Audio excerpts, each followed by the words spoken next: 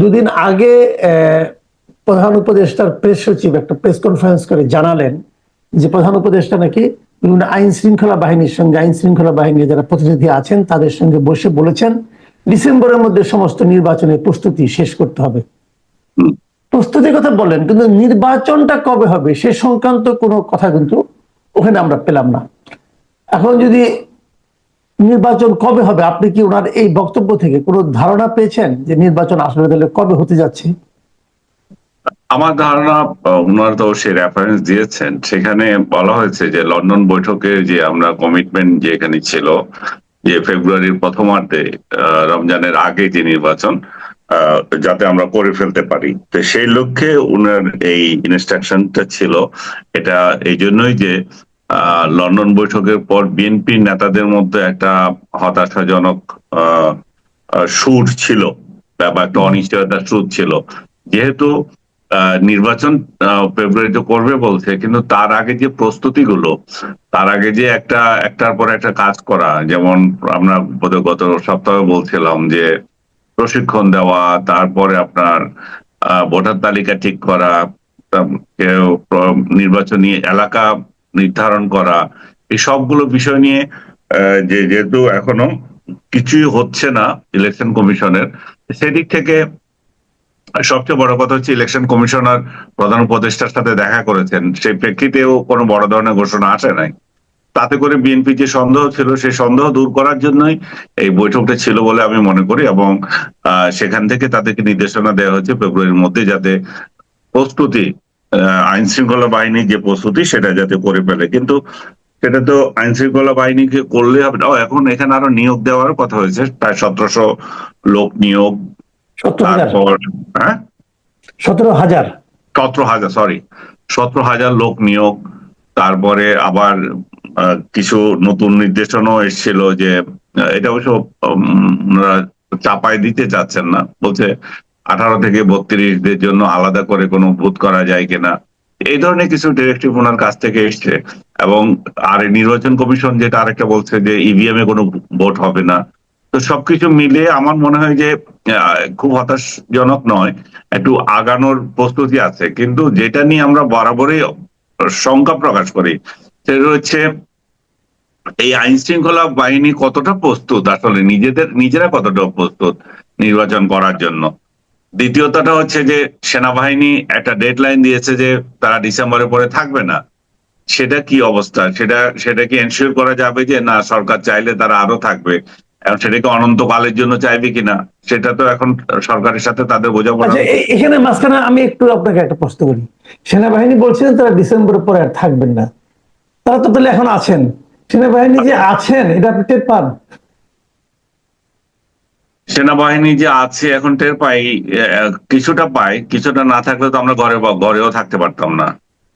কিছুটা তো এই যে মব যেভাবে সারা দেশে কথা বললে যাকে তাকে ধরে নিচ্ছে, যাকে তাকে হেনস্থা করছে, তারপরে হুমকি দিচ্ছে প্রতিদিন, তো আপনি জানেন যে এই ধরনের হুমকি আমাদের ইনবক্স ভরা আছে।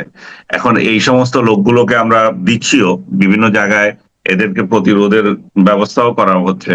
এমন না যে সরকার একেবারে শেষ হয়ে গেছে, এদের বিরুদ্ধে ব্যবস্থা নেওয়ার কোনো কিছু নাই, চারিদিক থেকে টোকাইরা আপনাকে আক্রমণ করতে পারবে তা তো না। তো আমি মনে করি যে সেনাবাহিনী আছে, তবে আরো যেভাবে অ্যাক্টিভ হওয়ার কথা ছিল সেটা আমরা দেখছি না। এবং অনেক জায়গায় সেনাবাহিনীকে মানে তুচ্ছ তাচ্ছিল্য করছে, সে ধরনের ভিডিও পাবলিশ হচ্ছে। জি, আর একটা কথা এখানে বলা হচ্ছে যে কথাগুলি ওই দিন ডক্টর ইউনূস সাহেব স্বরাষ্ট্র উপদেষ্টা বিজিবি মানে যারা আছেন এদের নিয়ে আনসারের প্রধানকে নিয়ে বললেন, এটা তো আসলে নির্বাচন কমিশনের কাজ। মানে নির্বাচন মানে আর্মি লাগবে কিনা, আর্মি স্ট্রাইকিং ফোর্স হিসেবে কাজ করবে নাকি তারা প্রহরায় থাকবে, এই সিদ্ধান্তগুলো কি সরকার নেবে নাকি নির্বাচন কমিশন নেবে?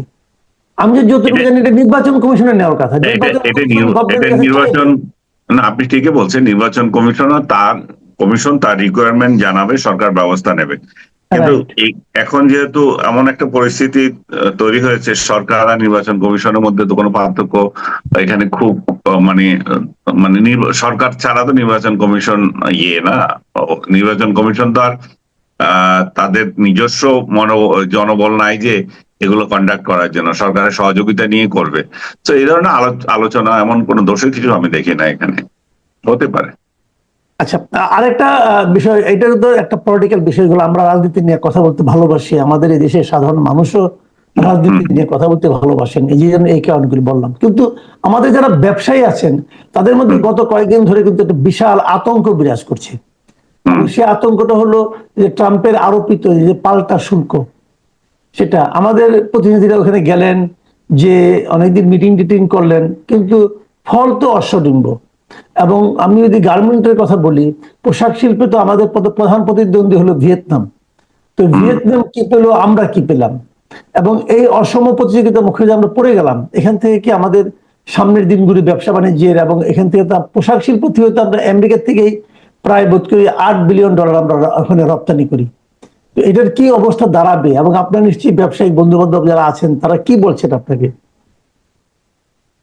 তারা এক ধরনের হতাশা তো আছে আমাদের। এর আগে আমি বলে দিয়ে যে আমাদের বাণিজ্য উপদেষ্টার সঙ্গে মার্কিন ট্রেড বডি যারা দেখেন তাদের 2 দিনের একটা আলোচনা ছিল। সেটা বৃহস্পতিবার ছিল লাস্ট ডেট, তার মানে এই ডেট এখন পার হয়ে গেছে। এর মধ্যে তাদের মিটিং হয়েছে।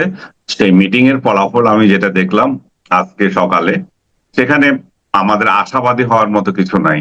মানে যে প্রেস রিলিজে যেভাবে লেখে আর কি, যে দুই পক্ষের আলোচনা হয়েছে, গঠনমূলক হয়েছে, হেন তেন এগুলা, কিন্তু কোনো এখানে কোনো ইয়ে নেই, রেজাল্ট আসে নাই। তো তাতে করে আমাদের জন্য আহ এখনো আলোচনাটা সামনে কোথায় যায় দাঁড়ায় আমি তো জানি না। আলোচনার ফলে আমাদের একটা সুযোগ আছে বলে সরকারি তরফ থেকে বলা হয়েছিল, কিন্তু এই আলোচনা যখন শেষ হয়ে গেছে উইদাউট ডিরেকশন, শুধুমাত্র বলা হয়েছে যে বাংলাদেশ ব্যবস্থা নেবে যাতে করে মার্কিন পণ্য বাংলাদেশে আসার যে ইয়েটা সেটা যাতে আরো বাড়ে, এটুকুই আমি বাংলাদেশের তরফ থেকে দেওয়া হলো। আর বাংলাদেশকেও বিবেচনায় নেওয়ার জন্য তাদের তরফ থেকেও আহ্বান ছিল। সেখানে এইটাতে আমি বড় ধরনের কোনো রেজাল্ট, যদি রেজাল্ট বলেন তাহলে আমি বলবো যে রেজাল্ট কিছুই না, এখন হয়নি, শুধু বৈঠক হয়েছে। এটাই সরকার হয়তো সাফল্য দেখাতে পারবে। আমরা তো একেবারে বসে নেই, আমরা তো অ্যাক্টিভ ছিলাম। আমাদের বাণিজ্য উপদেষ্টা স্বয়ং ওইখানে গিয়েছে, ওয়াশিংটনে গিয়েছে বা আমেরিকাতে গিয়েছে, এবং আমাদের মহা কারিগর একেবারে, মানে এটা কি বলবো, মানে সব কাজের কাজই, যে কি উপদেষ্টা বানাইছে এটা তো ভুলে যায় আমার নাম, নিরাপত্তা উপদেষ্টা। নিরাপত্তা উপদেষ্টা, সে সে ছিল অনলাইনে। তারপর আমাদের আইটি বিশেষজ্ঞ, আরো হাবিজাবি যারা ছিল তারা ছিল। তথ্য বাণিজ্য মন্ত্রণালয়ের 2 জন কর্মকর্তাও ছিলেন, সচিব ছিলেন। তো তাতে করে এটা দেখাতে পারবে যে আমরা অনেক কিছু করেছি। খলিলের প্রসঙ্গ আবার আসে যে যেই লোক বাংলাদেশে কোনোদিন একটা দেশের অ্যাম্বাসেডারই ছিল না, সেই লোক পররাষ্ট্র মন্ত্রণালয়ে কাজ করেছে, জিন্দিগিতে একটা অ্যাম্বাসেডারও ছিল না। এই লোক এখানে এসে পররাষ্ট্র মন্ত্রণালয়, বাণিজ্য মন্ত্রণালয়, তারপরে সমরাস্ত্র মন্ত্রণালয় সব বিশেষজ্ঞ হয়ে গেছে। তো এখানে রেজাল্ট আর কি হবে বলেন? হম আসলে আমাদের জন্য এর আগে কি আবার বৈঠক করেছিল, কিন্তু এই 3 মাসের মধ্যেও আবার বৈঠক করেছিল, অষ্টডম্ব নিয়ে আসছে। এর মধ্যে তারা বোধহয়, আমি যতটুকু জানি, প্রায় 20টার মতো বৈঠক তারা করেছে। কাদের সঙ্গে করেছে, খুব সিগনিফিকেন্ট কেউ সঙ্গে করেছে কিনা এটাও তো আমরা জানি না আসলে। গতকাল যে বৈঠকটা হয়েছিল এটা সিগনিফিকেন্ট, এটা তাদের বড় ধরনের কর্মকর্তার সাথে বৈঠক হয়েছে। কিন্তু আগে খলিল কার সাথে বৈঠক করেছে সেটাও প্রেস রিলিজ এসেছে, গুরুত্বপূর্ণ কিছু না, কিন্তু সে কিন্তু তখন ওখানে গিয়েছিলেন। আরেকটা কথা বলা হচ্ছে ব্যবসায়ীদের পক্ষ থেকে, যে এখানে ব্যবসায়ী কোনো প্রতিনিধি রাখা নাকি উচিত ছিল, এবং ব্যবসায়ীরা এমনও বলেছেন যে আমাদের রাখলে আমরা তো আমাদের খরচেই যেতাম, কিন্তু আমরা যে কথাগুলি ব্যবসায়ী হিসেবে বলতে পারতাম, আমরা তো সরাসরি পার্টি, আমরা যেরকম বলতে পারতাম, এই সরকারি কর্মকর্তাদের মধ্যে সে ধরনের অ্যাটিটিউড, সে ধরনের আন্তরিকতা আছে কিনা এটা নিয়ে তারাই সন্দেহ করেছে। এটা ভ্যালিড পয়েন্ট, এটা একটা ভ্যালিড পয়েন্ট। আমি জানি না বশির সাহেব নিজে গার্মেন্টস ব্যবসা করেন কিনা, ওনার যদি অভিজ্ঞতা থাকে তাহলে উনিও এটা শেয়ার করতে পারতেন। আর যদি না থাকে, আমাদের প্রধান ট্রেড তো গার্মেন্টস না, ওইটাই নিয়ে তো কথা হচ্ছে। ওদের সাথে তো অন্য কিছু আমরা পাঠাবো সেটাতে শুল্ক আরোপ করছে সেটা তো না।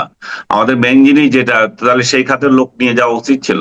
আমি জানি না নিয়ে গেছেন কিনা বা ওনার সঙ্গে পরামর্শ নিয়েছেন কিনা। যদি না নিয়ে থাকেন তাহলে এখানেও তো ভুল, এটা তো উচিত ছিল।